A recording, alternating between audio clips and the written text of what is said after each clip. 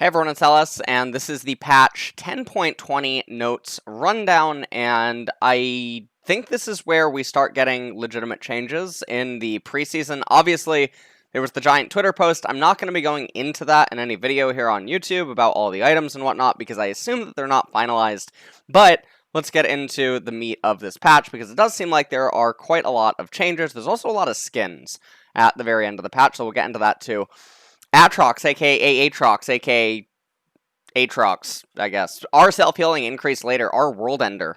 50 to 70% to 50 to 100%. Now, the interesting thing on the World Ender healing and why this could actually become important is because we don't know what the rework items are going to have in store for us. And so, Aatrox's build path is going to be potentially entirely different. His playstyle might even completely change up. So, getting an extra 30% healing at level 16 is actually pretty big, but even at rank 2, getting an extra 15%, I guess that's kind of nice for him, because sometimes that's before items like Mortal Reminder and Morello and other things can come into play. Now, if Aatrox is the only member that's probably healing on his team, then most likely you're only staring down an Executioner's Calling, but even still, we don't know what items are still going to exist once all the items do get reworked, so you'll have to keep that in mind. But it's a nice buff for him. This gives him a lot of EHP inside of mid and late game team fights, which is where he's mostly going to be most oppressive, is going to be that rank 2, and obviously rank 3 if he's very far ahead. Braum, Q-base damage increase, cost decreased. Winter's Bite, 60 to 200 damage to 75 to 275. Okay, wait. Oh, 260. Okay. So he gets 15 damage flat. Cost 55 to 75 mana to 45 to 65 mana. So now he can spam it a little bit more. The problem with Braum is this is not a blind pickable champion. One of the things I'm most excited about that did happen over the course of Season 10 is that we saw that a lot of tank supports are actually not super ideal, or at least not to the degree that people thought that they were. We've seen a rise of a lot of enchanters. We've sometimes seen mages, and then obviously we've seen pivots due to Senna and the nature that she can conduct herself down there in bot lane, allowing for fasting of different bruisers and tanks and whatnot. And obviously you could say that that's a tank support, but it's not entirely like Braum. But a buff like this is not magically putting Braum on the radar. Illaoi, passive tentacle spawn cooldown decreased. Passive Prophet of an Elder God, 20 to 12 seconds, scales every 2 levels. 20 to 7.5 seconds, scales every level. Okay, so that's nice that she gets a tentacle a little bit faster. It's not magically going to make her that much more oppressive, but I guess that getting a couple of extra tentacles in late game Baron and Dragon dances is something that can be felt. So that's nice for her. It's super subtle. Again, this is a champion that's going to be much more hit by the item changes and what that might have in store for her as we move into Season 11. Karthus. I was really nervous at the very top when I saw that he was going to be on this list, but I'm very glad to see that realistically this doesn't almost do anything. He's losing 2 armor, so if you're kiting the camps anyway properly, you're going to be at full HP. If you're kiting very poorly, this is going to be problematic, and you are going to be missing a little bit more HP on your initial clear, and other than that, I mean, it's definitely not the end of the world by any means, so this is very fine. I honestly don't even know how this makes it onto the list as a nerf, but whatever. Kassadin, Q shield decreased early, Null Spear, 60 to 160 to 40 to 160. So in matchups where you're still maxing this first, you're not really going to feel the pain, because by rank 3, it's only a 10 difference, and it's very rare that the opponents actually unload into the Null Sphere. For a lot of players, this nerf is probably just not even going to be felt, because a lot of players don't actually intentionally time their Null Sphere against an opponent's spellcast in order to maximize the value of the shield. Sometimes, obviously, you jump on the opponent, you Null Sphere, and they're forced to instantly start trading with you. That's generally when you get the value from it. But typically, when that starts happening, when you're aggressively rift walking onto them, you're looking at somewhere between level 7 to level 9 or 10 or something inside of laning phase. And at that point, if you are still maxing Q first, you're barely noticing any sort of a difference. So I think that Kassadin players should not overreact to this. Now, if you are maxing E first, well, if you're maxing E first, you're probably against a physical damage champion in mid lane anyway, in which case you don't really care about the magic absorption by Null Sphere, and you're going to have it by mid game anyway. Katarina, dagger retrieval damage ratio decrease, passive veracity. 1.0 bonus AD to 0.75 bonus attack damage. So Katarina's been getting hit pretty consistently, I think, in a lot of the patches. She's almost only ever been nerfed, I believe. And this is a sad thing, because she is a byproduct of solo queue, whereas in competitive, she's just on the cusp of, well, she was just on the cusp of being competitively viable, and now she just keeps getting hit. And the saving grace here is that the items that come out in Season 11 might just change everything for her, and she's going to be totally fine. So I think that a lot of people that are looking at her nerfs, Katarina mains in particular, they need to sort of just hold off. They got to understand that, well, first off, Katarina's just not really being pricked in pro. Her being a little worse inside of laning phase and solo queue, not going to really be the end of the world. I think that it is time to panic come Season 11 when the items are locked in, and she doesn't really have any good build paths, she doesn't have any items, but maybe that's when Riot can restart to look at her. But other than that, I don't really know what to say. I mean, champions like this are in a very awkward situation because they're a byproduct of thriving in a chaotic environment while having a lot more difficulty at professional environment. So it becomes very difficult to balance. Obviously, assassins like her, like Kiana, like Talon, champions like this, they suffer from the dynamic that Summoner's Rift in solo queue and Summoner's Rift in competitive are two entirely different games. And it makes it very awkward. Makes it very, very, very awkward. I will say that I really like the balance patch that came out by Mark Yetter on Twitter, suggesting that cannon minions be able to attack turrets faster and that cannon minions lose some gold. And so obviously this can actually punish roamers and people a little bit harder, and I like the direction that Riot's going in that regard. Kled, base magic resistance decreased. Cool, don't care. Lulu, W, bonus attack speed decreased. W, Whimsy, bonus attack speed 25 to 45% to 20 to 35%. This isn't the end of the world. Lulu's been popping up a lot lately. Again, this is another champion that we're going to have to wait and see what the items have in store for us in Season 11, because there's a chance that Lulu just becomes giga broken in Season 11, depending on what kind of AP utility support mage items exist. A nerf like this might have been totally necessary, and so a nerf like this isn't kicking her out of her position of being one of the best enablers for hypercarries in the game. Absolutely not. And come Season 11, she might need more nerfs than this. Maokai, Q base damage decreased later. Bramble Smash, 70 to 250 damage to 70 to 230. This is very bizarre. I think that a lot of this is coming from the elite end Maokai play that is popping up in solo queue, right? Because in competitive, we don't see Maokai that much. I think that this hurts Maokai's support a lot more than it hurts Maokai top lane or anything like that. Even though, obviously, he's losing some trade potency and trade damage, it's not the end of the world because those aren't the reasons that you're picking Maokai up in top lane. You're picking him for entirely different reasons. I don't know if this affects his wave clear on rank 1 or rank 2 or something. Maybe that plays a part in it, but I can't be entirely sure. Nunu, base armor decreased. Okay, this is a noticeable one because of his play pattern in mid lane as well as in the jungle. Now, in the jungle, he's still probably just going to be completely full HP permanently, but in mid lane, it does open up a little bit more damage onto him whenever he's trying to do his little shenanigans. The problem is that he's so oppressive, and sometimes by hurting him more, you bring him into the amplified healing threshold, and then that's kind of a weird thing, but whatever.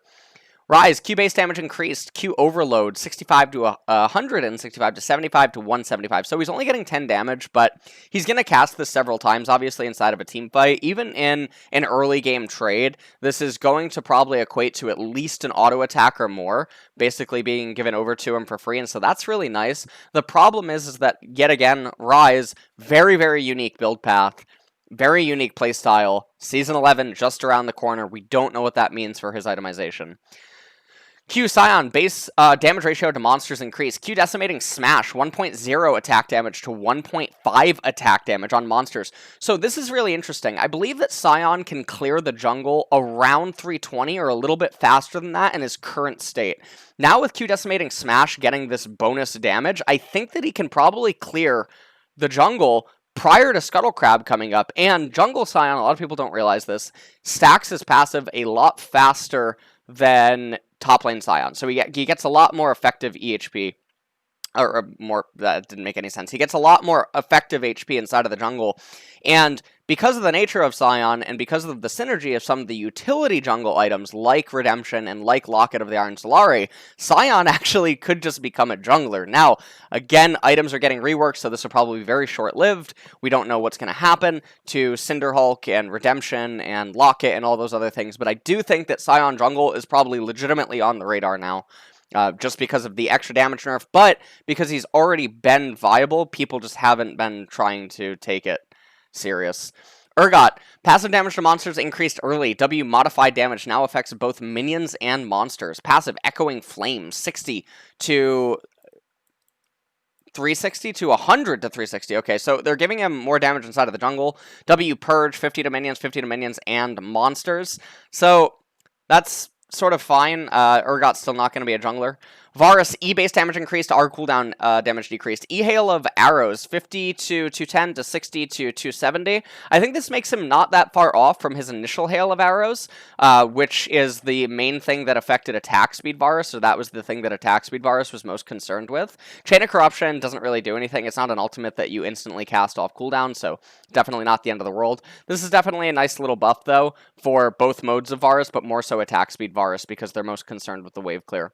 Runes. Relentless Hunter is massively outperforming other runes, especially in skilled mid lanes. We're bringing down its reliability and reducing some of its base power.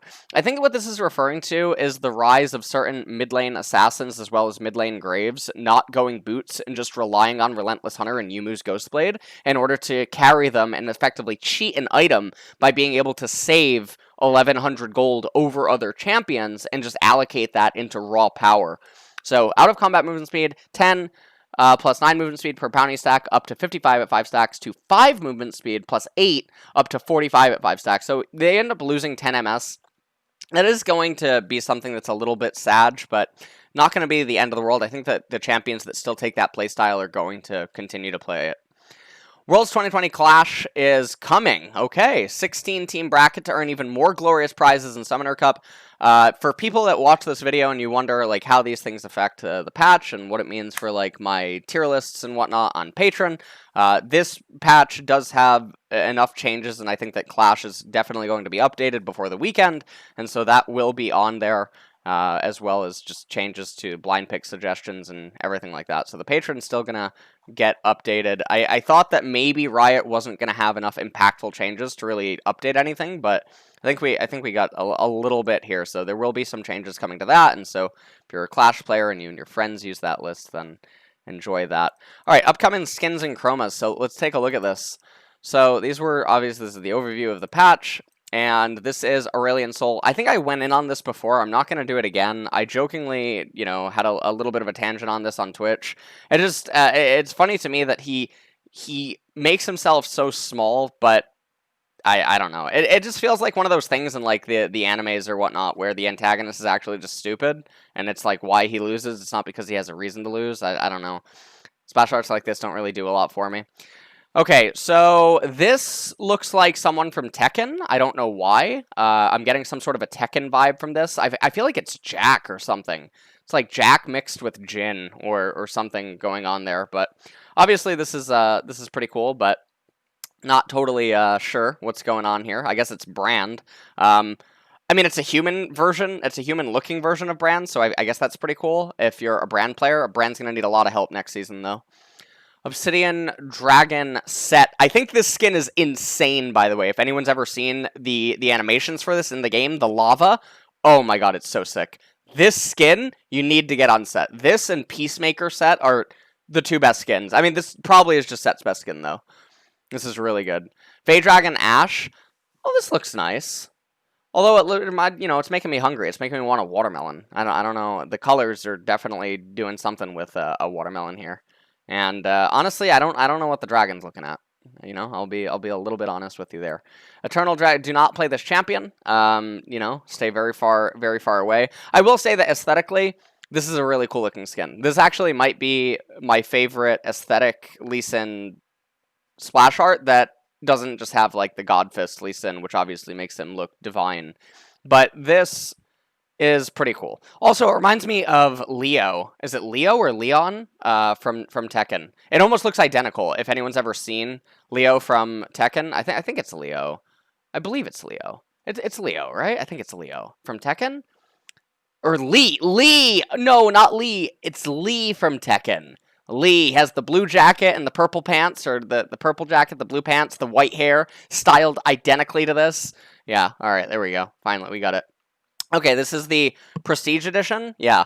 So, I mean, this skin isn't as cool as the base, as weird as that sounds, because of the way the lava looks.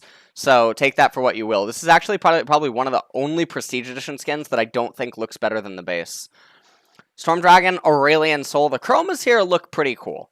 I really do like the chromas. I like the one right here at the bottom left. I like the vibe that this one is giving me, too. I don't know why it's making me think of Slifer.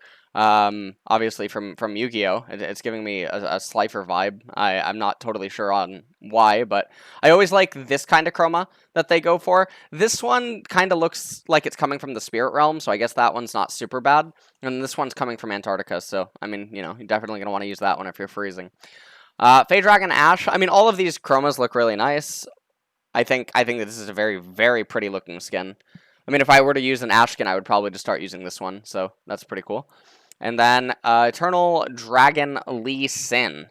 Yeah, this looks kind of weird. The chromas for this skin look very strange in the sense that it just feels like you're in the Fifth Element. If anyone is a boomer like me and remembers what that movie is with Bruce Willis, it just feels like the dress up that he's doing is just way overly done. And then we have Eternal Dragon Brand. So this looks like Zombie Ryze. Actually, this doesn't even look like Zombie Ryze. It just looks like some bad makeup was done to him in some Disney show. Actually, he has several bad makeups being done to him. Also, does his face look bigger in this one compared to all the others? I don't even know what's going on. He just looks like some merchant or like some NPC that you would find in some underground Halloween Town lair. That, you talk to do some, weird, obscure quest, but he's just really, really, really mad because he wasn't picked for prom. He wasn't invited for prom or something in high school, and now he's just... I have no idea where we're going with this, but... yeah, he looks like a zombie. I don't know how to describe it. He looks very decrepit. He doesn't look strong. These are supposed to be abs... These, if you guys remember the actual splash art, right, which is this, he's supposed to be jacked. He's supposed to be jacked. He's supposed to have abs. He's supposed to look very chiseled. He looks sick here. He does not look strong. He looks decrepit. He looks sickly. He looks like I don't know. Yeah, this is just not a comfortable feeling. He literally looks like he's rotting in the green color skins, and even this skin, even the hue on this skin, he looks like he's rotting. This is just so bizarre. This doesn't look like muscle at all. It looks like his chest cavities are caving in too. Oh, it's just not very pleasing to look at. But anyways, that does it for patch 10.20 notes. I do think that we did get some nice changes, but the most important thing is Season 11 items are right around the corner, and we'll have to wait to see when we end up getting that.